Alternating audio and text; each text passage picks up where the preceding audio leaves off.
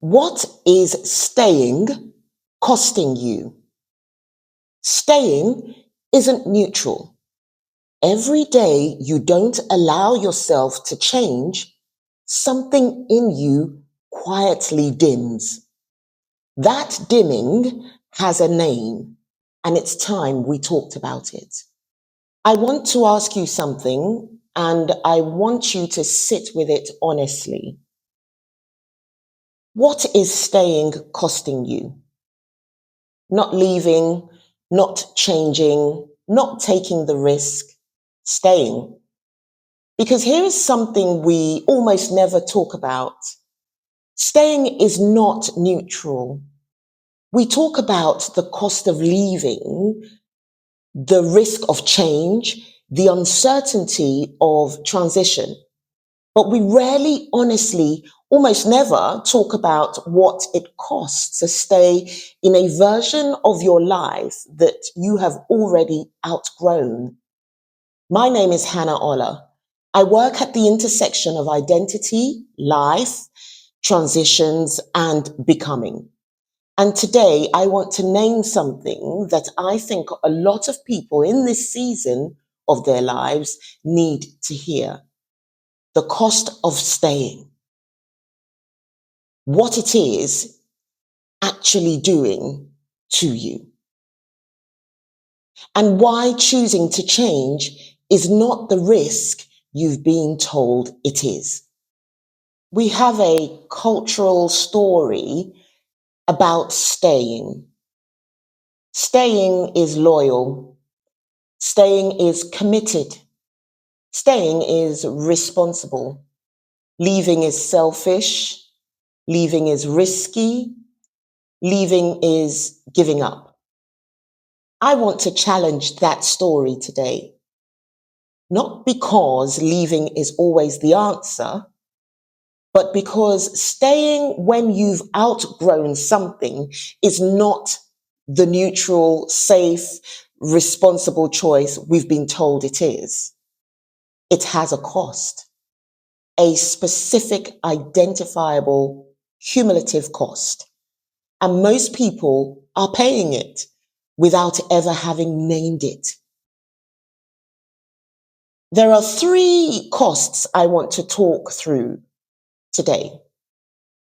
Three things that happen to you when you stay in a life, a role, relationship, a community that you have already quietly, persistently outgrown.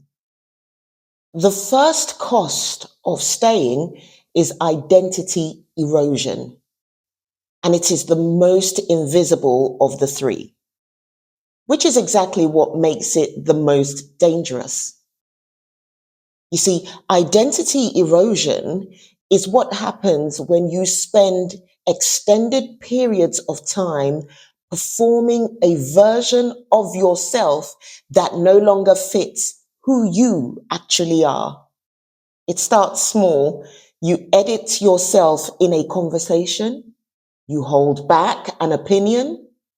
You make yourself smaller in a room because the room has made clear that your full size is inconvenient. And at first, you tell yourself, it's fine, it's strategic, it's temporary, it's not worth the conflict. But over time, and this is the part nobody talks about, the editing becomes habitual. The smallness becomes familiar, and you start to lose the thread of who you actually are underneath all the performance.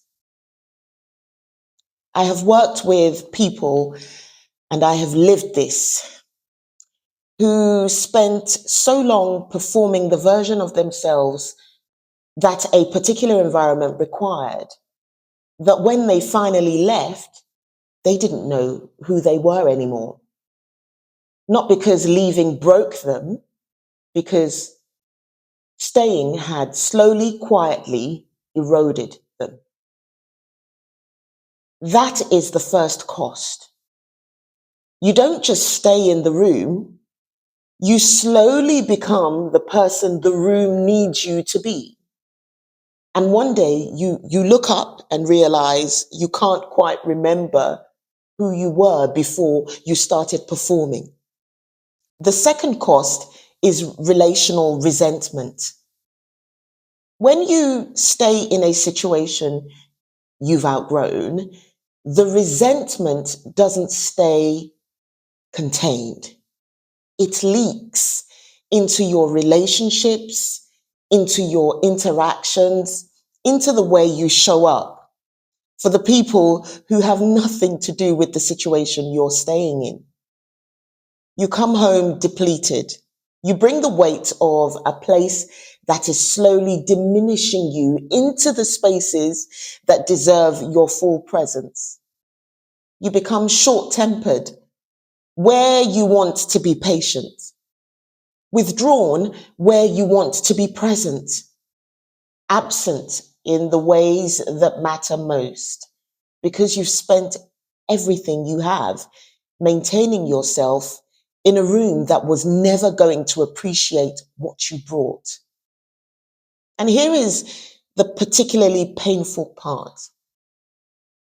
The people closest to you often bear the cost of your staying more than the situation you're staying in ever does.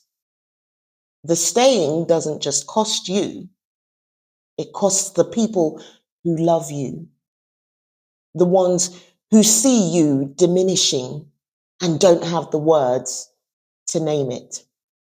The third cost is the one I want to spend the most time on because it is the most difficult to name and the most important to understand.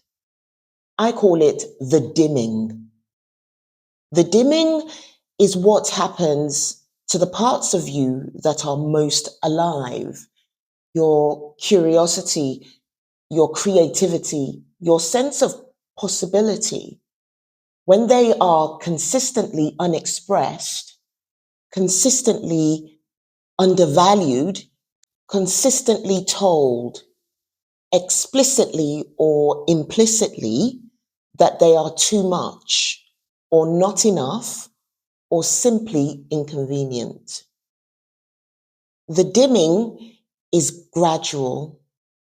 You don't notice it happening in real time. You just notice one day that things that used to excite you no longer do. That the version of you who had ideas and energy and vision has become quieter, more cautious, more tired. And you might tell yourself it's age or burnout or just the way life is, but sometimes it is not any of those things. Sometimes it is the cost of staying in a room that was slowly turning your light down. The dimming is reversible. I want to say that clearly.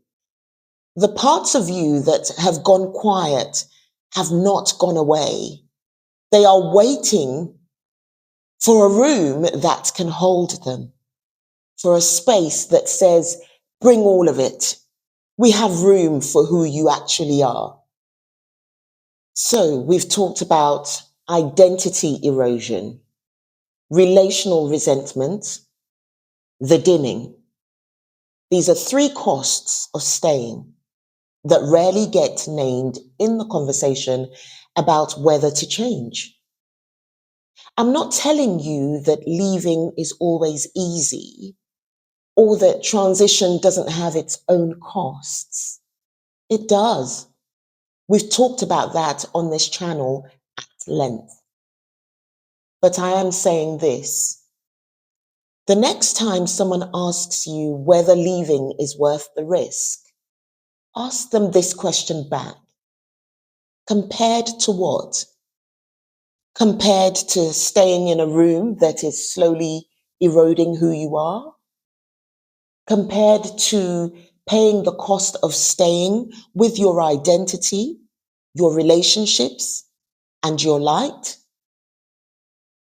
Next week, I'm going to introduce something I've been building for a while, a framework for the specific experience of outgrowing a room you helped build. The loyalty, the leaving, the in between, and the room you build next. Subscribe so you don't miss it. And if this named something you've been living, drop a comment. Tell me which of the three costs resonates most. I read every single one. My name is Hannah Ola. You are not stuck. You are not behind. You are paying the cost that was never yours to pay. And it is time to stop.